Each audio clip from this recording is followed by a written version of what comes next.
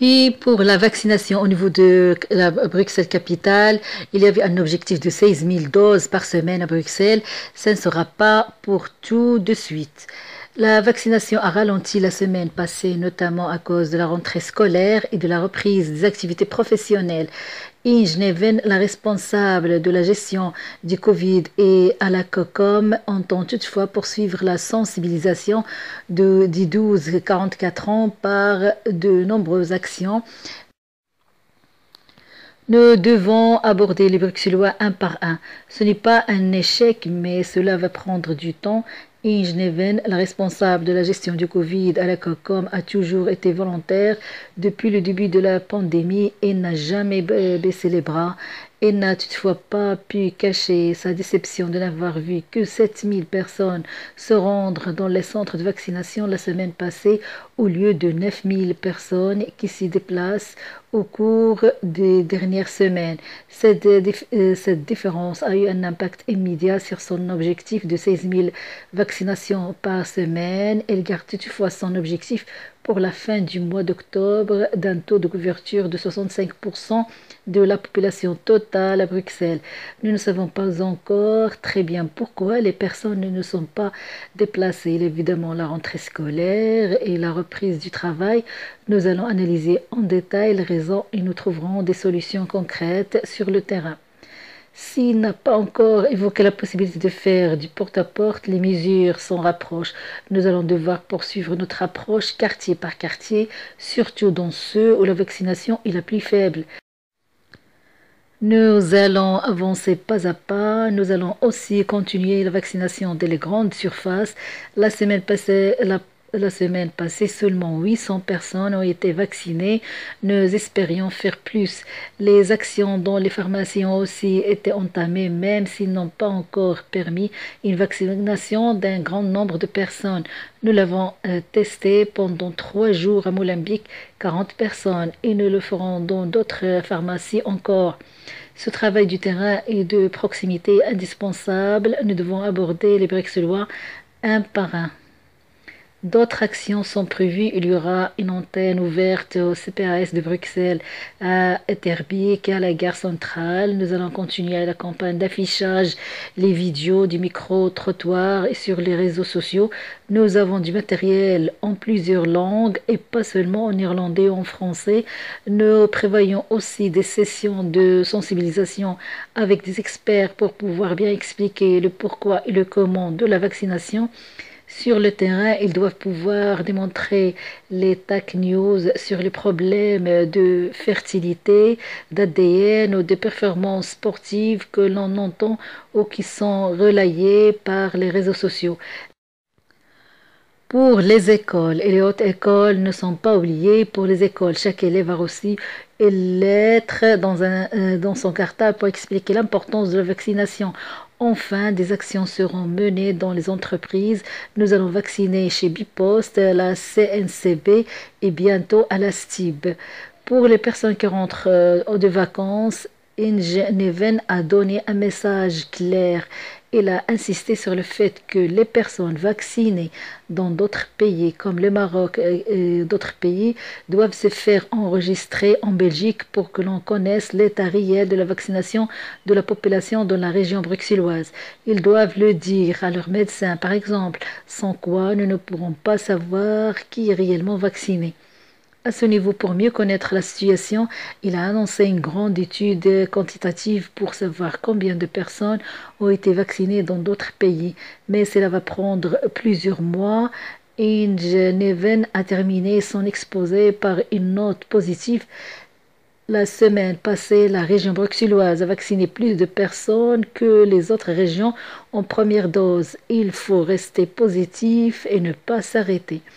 Un petit signal en effet, mais avec la hausse des hospitalisations et de contamination à Bruxelles, les autorités ne pourront pas résoudre l'équation toute seule. La population a un rôle à jouer en parlant avec sa voisine, son voisin. Cette sensibilisation est l'affaire de tous et toutes. Et concernant le coronavirus en Wallonie, plusieurs scénarios à l'étude pour la suite de la vaccination. La suite de la vaccination contre le Covid et l'éventualité d'une troisième dose pour tous doivent se décider sur base des évidences scientifiques. Il a donc été demandé au Conseil supérieur de la santé d'étudier les différentes stratégies possibles sur base de la littérature scientifique, explique le ministre wallon de la Santé, Christy Montréal, mardi en commission de Parlement régional. Dans ce cadre, afin d'anticiper plusieurs scénarios, sont d'ores et déjà à l'étude en région wallonne, allant d'une hypothèse maximaliste avec l'administration d'une dose à toutes les personnes vaccinées ainsi que des non vaccinées, à une approche minimaliste ne prévoyant une troisième dose que pour les volontaires en passant par une hypothèse intermédiaire ne visant que certains publics cibles, a-t-elle détaillé aux différents parlementaires qu'il interrogeait sur la stratégie vaccinale wallonne. Cette dernière prévoit le maintien de 16 centres de vaccination pour permettre aux citoyens de s'y inscrire afin de recevoir une première ou deuxième dose. Le choix de ces centres s'est fait sur base de différents paramètres dont leur situation géographique, la disponibilité des infrastructures et celle du personnel en charge de la vaccination.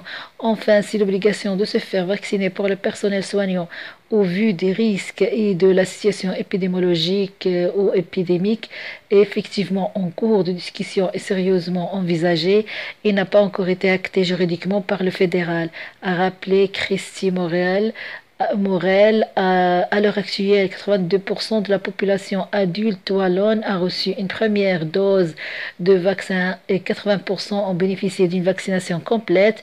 On a dépassé notre objectif initial, mais on doit poursuivre en raison notamment des variants qui sont apparus, a conclu la ministre. Emmanuel André, le virologue belge, fit le point sur le coronavirus en Belgique. Des indicateurs commencent à s'allumer, dit-il. Le microbiologiste Emmanuel André était invité sur la première ce mardi matin pour faire le point sur le coronavirus en Belgique. Le virus circule encore dans les grandes villes, dans les populations non vaccinées, notamment à Bruxelles, a-t-il rappelé. Selon lui, il faudrait encore être prudent étant donné que certains indicateurs sont à la hausse. On voit une augmentation des infections avec la rentrée à l'école et au travail. Il y a multiplication des contacts. Est-ce que cela va se transformer en une augmentation exponentielle grâce à la vaccination au bon comportement adopté par le temps? On devrait pouvoir l'éviter. On a une marge d'action, mais on a vu qu'en Israël, il y a eu une vaccination, mais les contaminations ont augmenté et des mesures ont dû être prises. Va-t-on vers un reconfinement cet automne? On n'est vraiment pas là, mais il y a des indicateurs qui commencent à s'allumer, comme les hospitalisations. Dans certaines zones du pays, la situation se dégrade plus rapidement, notamment à cause d'une faible couverture vaccinale. Concernant coronavirus en Belgique, ce 7 septembre, 725 personnes hospitalisées, dont 235 en soins intensifs. Quelques 725 personnes sont actuellement hospitalisées en Belgique après avoir contracté le coronavirus. Parmi elles, il y a 235 se trouvent aux soins intensifs, c'est-à-dire il y a une augmentation de 18%, deux indicateurs au plus haut depuis la mi-juin, selon les derniers chiffres de l'Institut de santé publique Sciences ANO, mis à jour mardi. Donc, selon les chiffres consolidés du tableau de Sciences ANO, les cas détectés entre le 28 août et le 3 septembre, il y a 1988 nouvelles infections coronavirus ont été détectées en moyenne chaque jour. C'est une baisse de 1% par rapport à la semaine précédente. Pour les tests, entre le 28 août et le 3 septembre, en moyenne, il y a 40 858 tests ont été effectués quotidiennement, un total en baisse de 1% par rapport à la semaine précédente. Pour les admissions, ça veut dire au niveau des hôpitaux, elles s'élèvent en moyenne à 69,6 entre le 31 août et le 6 septembre. C'est une hausse de 16% par rapport à la semaine précédente.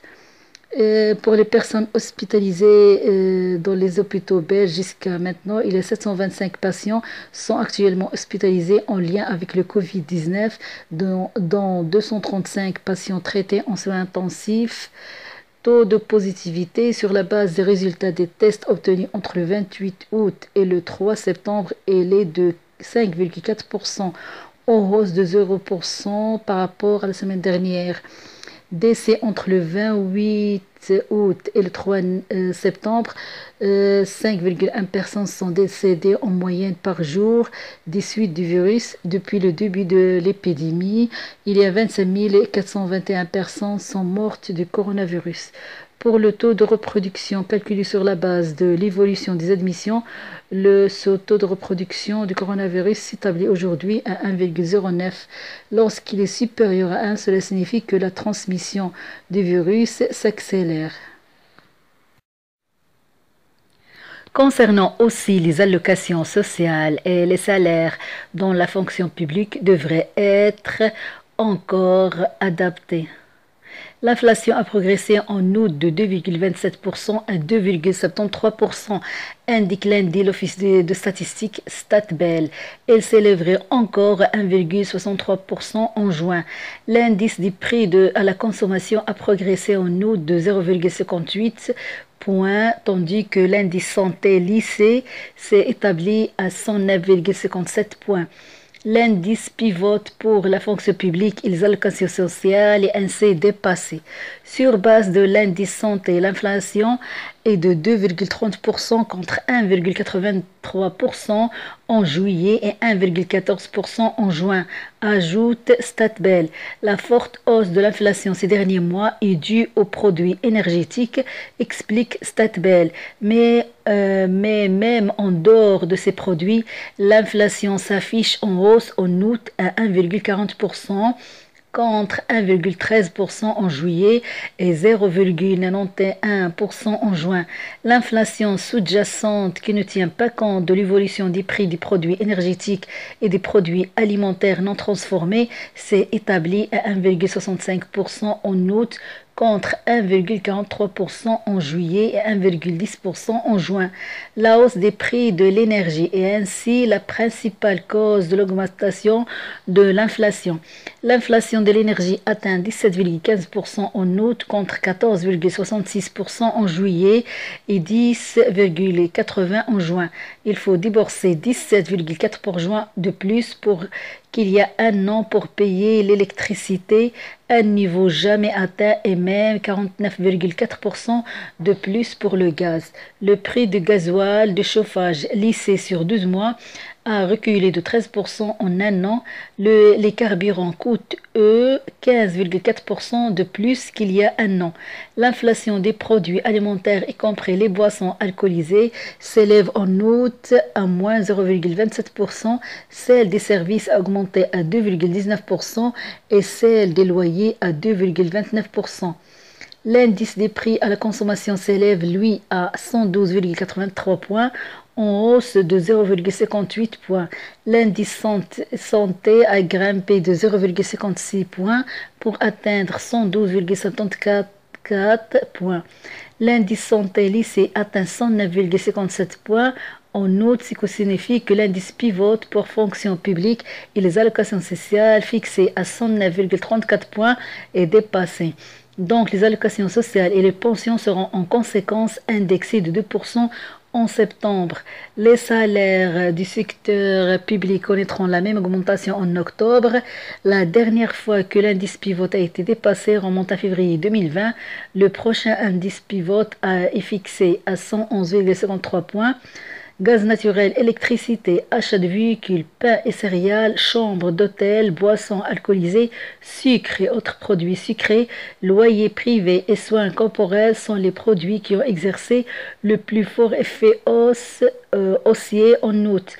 À l'inverse, les voyages à l'étranger et cités TRIPS la plus fort effet haussier en août. À l'inverse, les voyages à l'étranger et cités TRIP, les billets d'avion et les fruits ont exercé un effet baissier.